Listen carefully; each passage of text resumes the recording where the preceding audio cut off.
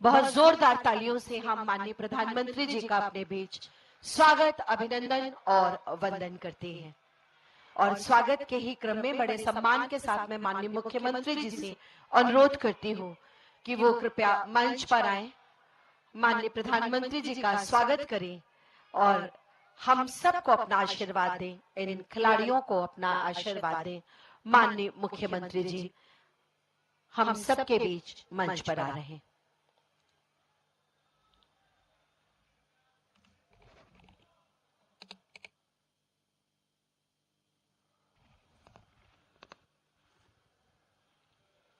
भारत माता की, भारत माता की, भारत माता की। नमः पार्वती पतिये हर हर।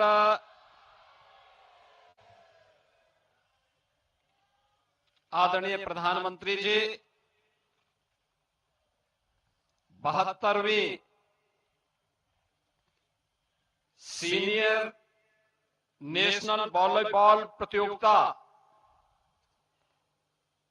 के आज के शुभारंभ कार्यक्रम के अवसर पर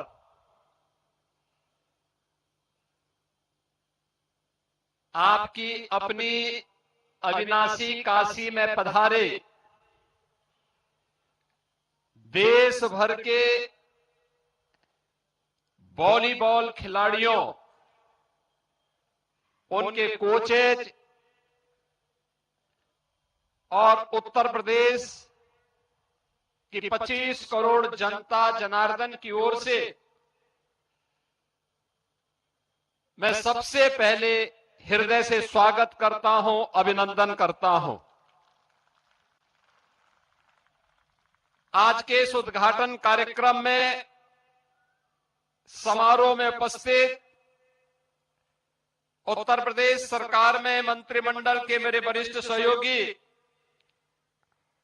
उप मुख्यमंत्री श्री ब्रजेश पाठक जी, प्रदेश सरकार में ही मंत्रिमंडल के सहयोगी श्री रविंद्र जायसवाल जी, दयाशंकर मिश्र दयालु जी, प्रदेश के खेल और युवा कल्याण विभाग के मंत्री श्री गिरीश चंद्र यादव जी, सभी माननीय जनप्रतिनिधिगण, इस आयोजन के प्रायोजक नगर निगम वाराणसी के महापौर श्री अशोक तिवारी जी, राष्ट्रीय अध्यक्ष volleyball federation of India Shri Virendra Kunwar ji, सचिव volleyball federation of India Sunil Tiwari ji, Ramanujan Chaudhary ji, उपस्थित देश भर से आए हुए सभी हमारे प्रतिभागीगण और काशी के सभी उपस्थित बहनों और भाइयों, मैं सबसे पहले आदरणीय प्रधानमंत्री जी का जो सानिध्य अभी कुछ देर में हमें प्राप्त होने वाला है, उनका हृदय से इस आयोजन के अवसर पर स्वागत करते हुए, अभिनंदन करते हुए उनका मैं आभार व्यक्त करता हूं। पिछले 11 साढ़े 11 वर्ष के अंदर पूरे देश ने भारत के समग्र विकास को अपनी आंखों से देखा है। एक नए बदलते हुए भारत को, जो भारत अपनी विरासत पर, आधुनिक विकास पर गौरव की अनुभूति तो कर ही रहा है, आधुनिक इंफ्रास्ट्रक्चर के जिस नए मॉडल को आदरणीय प्रधानमंत्री जी के विजन और दृढ़ इच्छा शक्ति से आज हर भारतवासी उसका लाभ ले रहा है और नए और विकसित भारत की जिस संकल्पना को आदरणीय प्रधानमंत्री जी ने देशवासियों को दिया है, उसको मूर्त रूप से आज वहां दर्शन कर रहा है। वेलफेयर की स्कीम के साथ समाज के अंतिम पायदान पर जुड़ा हुआ व्यक्ति भी आज शासन की योजनाओं से लाभ लेकर के गरीबी रेखा से उभर करके भारत के नागरिक के रूप में अपनी सेवाएं वर्तमान अभियान के साथ पूरी ऊर्जा के साथ दे रहा है। तो हर भारतवासी ने पिछले 11-11.5 वर्ष के अंदर एक नई खेल संस्कृति को देश के अंदर पनपते हुए देखा है। एक खेल संस्कृति जिसे आदरणीय प्रधानमंत्री जी ने 2014 में खेलो इंडिया खेलों के माध्यम से प्रत्येक भारतवासी के मन में खेल के प्रति एक सम्मान का भाव पैदा किया। उसके मन में खेल के प्रति भी कुछ स्थान हो और खेल अब केवल समय बर्बादी का नहीं बल्कि जीवन के सर्वांगीण विकास का और भारतीय मनीषा के उस भाव को जो प्राचीन काल से ही भारत का ऋषि जिसके बारे में प्रत्येक भारतवासी से इस बारे में आग्रही बनाता रहा है कि जीवन में सफलता के लिए जो जीवन के विभिन्न अंग हैं उनमें एक स्वस्थ शरीर से ही जीवन के सभी आयाम प्राप्त किए जा सकते हैं। आज खेल की इस नई संस्कृति ने खेलो इंडिया खेलों के माध्यम से, फिट इंडिया मूवमेंट के माध्यम से, सांसद खेलकूद प्रतियोगिता के माध्यम से और साई के माध्यम से हर जनपद के अंदर बनने वाले खेल के उन इंफ्रास्ट्रक्चर के माध्यम से आज पूरा देश एक नई खेल संस्कृति का अनुभव कर रहा है। सांसद खेलकूद प्रतियोगिता को ही उत्तर प्रदेश में हम लोगों ने विधायक खेलकूद प्रतियोगिता और ग्रामीण खेलकूद के विभिन्न लीग प्रतियोगिताओं के माध्यम से भी आगे बढ़ाने का कार्य किया है। आज गांव से लेकर के शहर तक, ग्रामीण स्तर से लेकर के राष्ट्रीय स्तर तक की प्रतियोगिताएं अब एक आम नागरिक के लिए देखते हुए बन रही हैं और उसी क्रम में 43 वर्षों के बाद यह senior national volleyball championship Uttar Pradesh के अंदर वाराणसी नगर निगम के द्वारा इसका प्रायोजक बनकर के इसे आयोजित किया जा रहा है। इस पूरे आयोजन के पीछे आदरणीय प्रधानमंत्री जी की प्रेरणा, उनका मार्गदर्शन और उनके नेतृत्व में प्रदेश में देश के अंदर खेल का जो आधुनिक इंफ्रास्ट्रक्चर विकसित हुआ है, यह संपूर्णानंद स्पोर्ट्स स्टेडियम में जो कुछ भी आपको यह अत्याधुनिक इंफ्रास्ट्रक्चर देखने को मिल रहा है, यह आदरणीय प्रधानमंत्री जी के उस विजन का परिणाम है। स्मार्ट सिटी मिशन के अंतर्गत ये सभी सुविधाएं यहां पर विकसित हुई हैं और अभी आपने देखा होगा कि उत्तर प्रदेश सरकार और साई के बीच एक एमओयू भी यहां पे संपन्न हुआ है, जिसके अंतर्गत बहुत सारी प्रतियोगिताएं ऐसी होंगी जो साई के सानिध्य में, उनके कोचेज के मार्गदर्शन में यहां के खिलाड़ियों को उचित प्रशिक्षण देने के लिए इसको एक नया प्लेटफॉर्म उपलब्ध करवाने के लिए यहां पर उपलब्ध हुआ है। उत्तर प्रदेश के अंदर भी पिछले 8-8.5 वर्ष के अंदर इन खेलकूद की प्रतियोगिताओं को आगे बढ़ाने के लिए हर गांव में खेल का मैदान हो, हर जनपद में स्टेडियम हो, हर विकास खंड स्तर पर एक मिनी स्टेडियम का निर्माण हो, ग्राम पंचायत से होने वाले कार्यों और नगर निकायों से होने वाले कार्यों की प्राथमिकता में ओपन जिम का निर्माण हो और हर स्तर पर खेल कूद की गतिविधियों को आगे बढ़ाने के लिए विभिन्न प्रकार के प्रयास प्रारंभ हुए हैं। आज उसी का परिणाम है कि देश स्तर पर ओलंपिक में, कॉमनवेल्थ गेम्स में और इंटरनेशनल वर्ल्ड चैंपियनशिप की प्रतियोगिताओं में आज हमारा खिलाड़ी बड़ी संख्या में प्रतिभाग कर रहा है और प्रतिभाग करने के साथ ही आज वह देश के लिए पहले की तुलना में कई गुना ज्यादा मेडल भी प्राप्त कर रहा है। आज के इस अवसर पर जब देश भर की 58 टीमें, जिनमें 30 पुरुष टीम और 28 महिला टीमें आदरणीय प्रधानमंत्री जी की कर्म साधना की इस पावन धरा अविनाशी काशी में पधारे हैं, मैं इस अवसर पर आदरणीय प्रधानमंत्री जी का मार्गदर्शन हम सबको प्राप्त होने वाला है। मैं इसके लिए एक बार फिर से आदरणीय प्रधानमंत्री जी का इस आयोजन को अपना आशीर्वाद प्रदान करने के लिए हृदय से आभार व्यक्त करते हुए उनका अभिनंदन करता हूं। देश भर से आए हुए सभी खिलाड़ियों का भी मैं इस अवसर पर, उनके साथ जो भी कोचेज हैं, अन्य अधिकारी हैं, उनका भी मैं हृदय से स्वागत करते हुए अपनी वाणी को विराम देता हूं। धन्यवाद। जय हिंद। बहुत बहुत धन्यवाद माननीय मुख्यमंत्री जी। और अब मैं बड़े ही आदर और सम्मान के साथ माननीय प्रधानमंत्री जी से अनुरोध करती हूं कि यहाँ पर उपस्थित इन खिलाड़ियों को, हम सबको अपना आशीर्वाद दें, हमारा मार्ग प्रशस्त करें, हमारा मार्गदर्शन करें। माननीय प्रधानमंत्री जी। हर हर महादेव।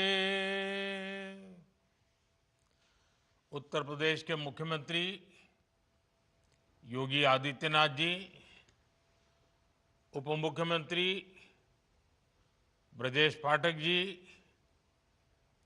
यूपी सरकार में मंत्री भाई रविंद्र जायसवाल, दयाशंकर जी, गिरीश यादव जी, बनारस के मेयर भाई अशोक तिवारी जी, अन्य जनप्रतिनिधिगण, वॉलीबॉल एसोसिएशन के सभी पदाधिकारी, देश भर से आए सभी खिलाड़ी, काशी के मेरे परिवारजनों, नमस्कार। आज काशी के सांसद के नाते आप सभी खिलाड़ियों का स्वागत और अभिनंदन करते हुए मुझे बहुत खुशी हो रही है। आज से काशी में नेशनल वॉलीबॉल चैंपियनशिप का शुभारंभ हो रहा है। आप सभी खिलाड़ी बहुत कड़ी मेहनत के बाद इस नेशनल टूर्नामेंट तक पहुंचे हैं। आपने जो मेहनत की है, आने वाले दिनों में काशी के मैदान पर उसकी परीक्षा होगी। वैसे मुझे बताया गया है कि देश के 28 राज्यों की टीमें यहां जुटी है, यानी आप सब एक भारत श्रेष्ठ भारत की बहुत सुंदर तस्वीर भी प्रस्तुत कर रहे हैं। मैं चैंपियनशिप में हिस्सा ले रहे सभी खिलाड़ियों को बहुत बहुत शुभकामनाएं देता हूं। साथियों, हमारे यहां बनारसी में कहा जाता है, बनारस के जानल चाहत होव तब बनारस आवे के पड़ी। तो आप लोग बनारस आ गए हैं और अब बनारस को जान भी जाएंगे। हमारा बनारस खेल प्रेमियों का शहर है। कुश्ती, कुश्ती के अखाड़े, मुक्केबाजी, नौका दौड़, कबड्डी, ऐसे कई खेल यहां बहुत मशहूर है। बनारस ने कई खेलों के नेशनल खिलाड़ी भी दिए हैं। Banaras Hindu university, UP college, Kashi Vidyapeeth जैसे शिक्षा संस्थानों के खिलाड़ी राज्य और राष्ट्रीय स्तर पर छाए रहे हैं। और काशी तो हजारों वर्षों से उन सब का सत्कार करती आई है जो ज्ञान और कला की साधना के लिए यहां जाते हैं। और इसलिए मुझे विश्वास है नेशनल वॉलीबॉल चैंपियनशिप के दौरान बनारस का जोश हाई हो रहेगा। आप सभी खिलाड़ियों को उत्साह बढ़ाने वाले दर्शक भी मिलेंगे और काशी की आतिथ्य परंपरा को जीने का अवसर भी मिलेगा। साथियों, वॉलीबॉल एक साधारण स्पोर्ट्स नहीं है। नेट के इस पार और उस पार दोनों तरफ यह संतुलन का खेल है, यह सहयोग का खेल है और इस खेल में संकल्प शक्ति भी दिखती है। यानी बॉल को हर कीमत पर ऊपर ही उठाना है। वॉलीबॉल हमें टीम स्पिरिट से जोड़ती है। वॉलीबॉल के हर खिलाड़ी का मंत्र होता है टीम फर्स्ट। हर कोई भले ही अलग अलग स्किल्स का हो, लेकिन सभी प्लेयर्स अपनी टीम की जीत के लिए खेलते हैं। और मैं तो भारत की डेवलपमेंट स्टोरी और वॉलीबॉल में भी बहुत सी बातें कॉमन देखता हूं। वॉलीबॉल हमें सिखाती है कि कोई भी जीत अकेले नहीं होती। हमारी जीत हमारे कोऑर्डिनेशन, हमारे विश्वास और हमारी टीम की तत्परता पर निर्भर होती है। हर किसी की अपनी भूमिका है, अपनी जिम्मेदारी है और हम तभी सफल होते हैं जब हर कोई अपनी जिम्मेदारी को बखूबी निभाता है, गंभीरता से निभाता है। हमारा देश भी इसी तरह आगे बढ़ रहा है। स्वच्छता से डिजिटल पेमेंट तक और एक पेड़ मां के नाम से लेकर विकसित भारत के अभियान तक हम इसलिए प्रगति कर रहे हैं क्योंकि देश का हर एक जन, हर एक वर्ग, हर प्रांत एक सामूहिक चेतना से, इंडिया फर्स्ट की भावना से देश के लिए काम कर रहा है। साथियों, आजकल दुनिया में भारत की ग्रोथ की, हमारी इकोनॉमी की भूरी भूरी प्रशंसा हो रही है। लेकिन जब देश विकास करता है तो ये प्रगति सिर्फ आर्थिक मोर्चे तक सीमित नहीं रहती। ये आत्मविश्वास खेल के मैदान पर भी दिखता है। यही हम बीते कुछ सालों में हर स्पोर्ट्स में देख रहे हैं। साल 2014 के बाद से अलग अलग खेलों में भारत का प्रदर्शन लगातार बेहतर हुआ है। हमें बहुत गर्व होता है जब जैन जी को खेल के मैदान पर तिरंगा फहराते देखते हैं। साथियों, एक समय था जब खेलों को लेकर सरकार और समाज दोनों में ही उदासीनता का भाव था। इस वजह से खिलाड़ियों में भी अपने भविष्य को लेकर आशंकाएं रहती थी।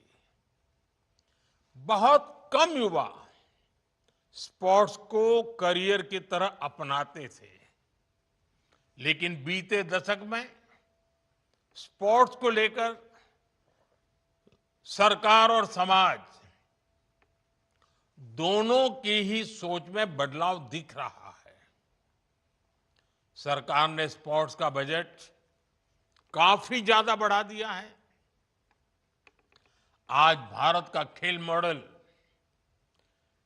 एथलीट सेंट्रिक हो गया है। टैलेंट की पहचान, साइंटिफिक ट्रेनिंग, उनके न्यूट्रिशन का ध्यान और पारदर्शी चयन अब हर स्तर पर खिलाड़ियों के हितों को सर्वोपरि रखा जाता है। साथियों, आज देश रिफॉर्म एक्सप्रेस पर सवार है।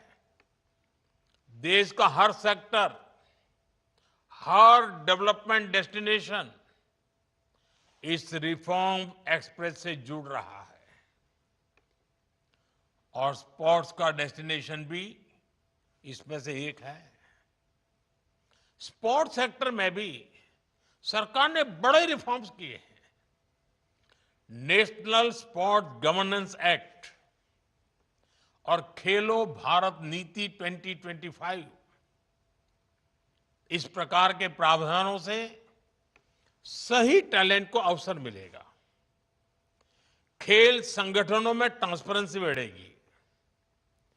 देश के युवाओं को स्पोर्ट्स और एजुकेशन दोनों ही क्षेत्रों में एक साथ आगे बढ़ने का अवसर मिलेगा। साथियों, आज टॉप्स जैसे इनिशिएटिव से भारत में स्पोर्ट्स इकोसिस्टम ट्रांसफॉर्म हो रहा है।